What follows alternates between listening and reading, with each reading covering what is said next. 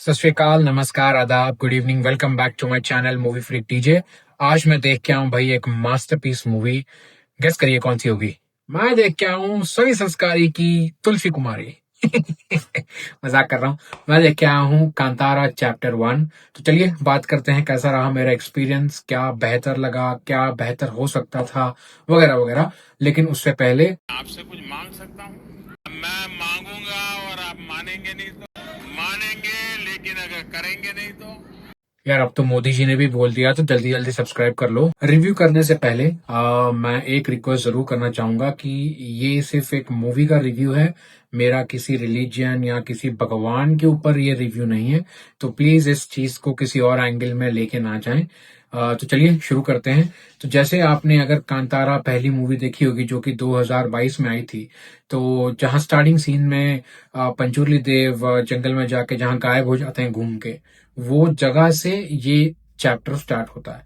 तो अब अगर स्टोरी की बात करें तो स्टोरी तो मिलती जुलती ही है, ठीक है। अब प्रीक्वल है ये सीक्वल नहीं है। प्रीक्वल मतलब जो कंतारा हमने पहले देखी थी उसकी बैक स्टोरी है ये।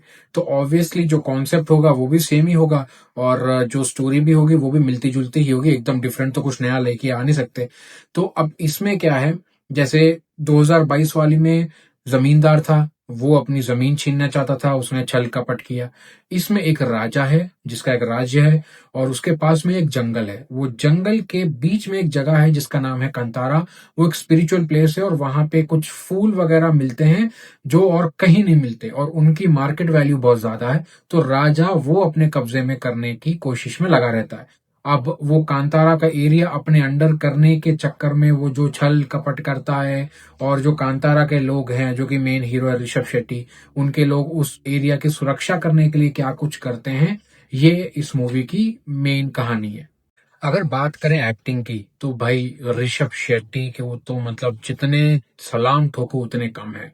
किसने सोचा था जो इंसान 2008 में मुंबई के किसी प्रोड्यूसर के यहाँ बेल बॉय और एक ड्राइवर का काम करता था, वो आज एक सुपरस्टार बनेगा। मतलब हैट्स ऑफ है भाई वो बंदे की मेहनत को। वही राइटर है, वही डायरेक्टर है, और वही मेन लीड है। बहुत बहुत ही बढ़िया काम किया है। जैसे आपने फर्स्ट पार्ट में भी देखा था, जो लास्ट जो क्लाइमैक्स सीन है जो रोंगटे खड़े कर देता है, तो वैसा ही सीन यहाँ पे इंटरवल के बाद भी आता है, जो कि सबका फेवरेट बनेगा। मेरा तो बहुत फेवरेट है, मुझे तो बहुत मजा आया। और रुक्मिनी जो कि एक लीड एक्ट्रेस है, उनका रोल भी काफी अच्छा है। जैसे कि फर्स्ट पार्ट में मेन जो लीड थी उनका कुछ इतना खास इम्पैक्ट नहीं था, यहाँ पे उनको एक बहुत ही अच्छा और स्ट्रांग रोल दिया गया है। और जो विलन के रोल में आपको ट्रेलर के हिसाब से जो दिखता है वो है गुलशन। उन्होंने भी एक्टिंग अच्छी की है, वो काफी बेहतर एक्टर हैं। लेकिन एक्चुअली इसमें ट्विस्ट क्या है कि विलन जो ट्रेलर में दिखाया जाता है कि राजा है, असल विलन वो है ही नहीं, विलन कोई और है। और वो कहानी का एक जबरदस्त ट्विस्ट है भाई, वो आपको क्लाइमेक्स में पता चलेगा। लेकिन मजा बड़ा आता है वो देख के, मुझे तो बहुत पसंद आया ट्विस्ट। जैसे कि मैंने कहा, डायरेक्शन भाई एक नंबर था। 100 करोड़ का बजट है मूवी का, और जो वीएफएक्स लगाए हैं लगता है कि भाई पूरा पैसा वसूल किया गया है। इतने बेहतरीन वीएफएक्स हैं, इतने बढ़िया तरीके से उसको बनाया गया है।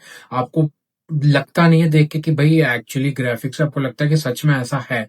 और उसमें जो आपने ट्रेलर में देखा है शेर का जो सीन है, ये बागी 4 की तरह नहीं है कि कोई मतलब ही नहीं है, बस जबरदस्ती डाल दिया। यहाँ पे शेर का काफी इंपॉर्टेंट सिग्निफिकेंस है स्टोरी में। तो वो बहुत ही अच्छा लगा मुझे। अब इस मूवी में आपको अलग अलग भगवानों के अवतार भी दिखेंगे। भगवान विष्णु के वराह अवतार दिखेंगे, आप पंजोरली देव दिखेंगे, आपको गलिका देव दिखेंगे, आपको शिव भगवान के अवतार दिखेंगे। तो ऐसे कई स्पिरिचुअल आपको अवतार दिखेंगे क्लाइमैक्स में। और क्लाइमैक्स तो भाई इसका एक नंबर है, इतना मजेदार क्लाइमैक्स है। मतलब ऑब्वियसली आपको पता ही है, अब भगवान के सामने इंसान की तो कोई औकात औकात नहीं है, तो भगवान ही जीतेंगे। But the way it was depicted, जैसे बनाया गया है, वो बहुत ही बेहतरीन था। अगर खामियों की बात करें तो जो फर्स्ट हाफ है वो काफी स्लो लगा मुझे।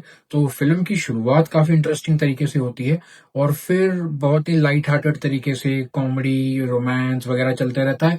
और फिर इंटरवल से जो मूवी एकदम ट्विस्ट लेती है, अपना एकदम डायनामिक्स ही चेंज कर देती है। इंटरवल के बाद में क्लाइमैक्स तक आप अपनी आंखें स्क्रीन से हटा ही नहीं सकते, ऐसी बनाई गई है। लेकिन जो majority of the first part है वो मुझे काफी स्लो लगा। और जो विलन दिखाए गए हैं जैसे गुलशन है ट्रेलर के हिसाब से, तो आई थिंक उनको थोड़ा सा अंडर यूटिलाइज किया गया है। तो मूवी में अगर उनका रोल देखें तो उनका रोल मिलता जुलता है अक्षय कुमार से, जो हाउसफुल में बाला का रोल करते हैं, एकदम कॉमेडियन हो जाते हैं ना, तो उनकी एकदम रोल उनका ऐसा ही है।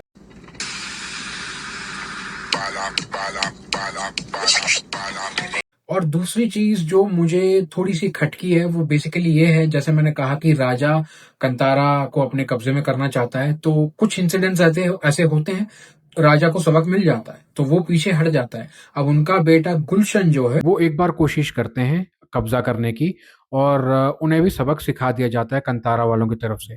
अब ऋषभ क्या करते हैं, बदला लेने के लिए बार बार उनकी जगह पे जाके उनको इंस्टिगेट करता है। एक बार किया तो ठीक है, अब बार बार जब करोगे फिर उनका भी कुछ ना कुछ तो रिवोल्ट वो करेंगे। अब हाँ, ऑब्वियसली उनका जो रिवोल्ट करने का तरीका रहता है ज्यादा एक्सट्रीम होता है, it's not justified, but still वो कहीं ना कहीं लगता है कि भाई थोड़ा सा हीरो भी यहाँ पे ना थोड़ा सा गलत। अगर ओवरऑल मूवी को मैं बताऊं तो 65% मूवी अमेजिंग है, 35% थोड़ी सी आपको लैग और स्लो लगेगी। ओवरऑल मेरे लिए मूवी एक्सपीरियंस बहुत बढ़िया रहा। ये बड़े पर्दे पे देखने वाली ही मूवी है, आपको फोन या टीवी पे इतना मजा नहीं आएगा जितना आपको बिग स्क्रीन पे आएगा। तो आप फैमिली के साथ जरूर जाइए और देखिए और एंजॉय कीजिए। मैं इस मूवी को ओवरऑल दूंगा 3.8 आउट ऑफ 5। बाकी हम जल्द मिलते हैं किसी अगले मूवी या वेब सीरीज के रिव्यू में। टिल देन आपको पता है क्या करना है, do whatever you want to do, don't trouble your mother. Good bye.